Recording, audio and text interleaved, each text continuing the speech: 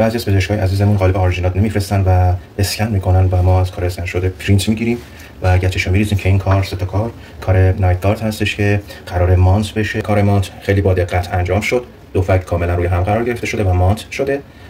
در این مرحله پرس از صفحه‌های ارکولوژ پرو استفاده میکنیم که خیلی صفحه‌های با کیفیتی هستش. بهتون نشون میدم این صفحه‌های دولایه هستش که قسمت داخلی نرم و قسمت خارجی سخت هستش. این مانت ها داره خاصیت مگنتی هستش که فک بالا کاملا جدا میشه و هر موقع بخوام کاملا وصل میشه به حالت قبلی. کاملا فک رو داخل شن قرار دادیم، کاملا هم سطح هستش که ورقه ما نازک نشه موقع پرس. ورقه دولایه‌مون رو حرارت میدیم تا جایی که نرم بشه که کار پرس رو برای ما راحت بکنه.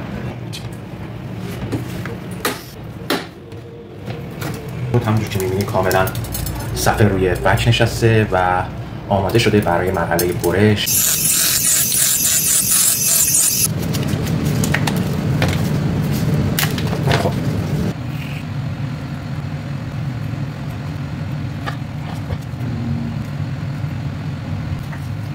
بعد از اینکه دستگاه‌های مگنت‌های دولایه آماده شد، از میزان ریتنشن گیر نشست و پالیش دستگاه در لبه‌ها و قسمت داخل و ضخامت مناسب دستگاه مطمئن میشه.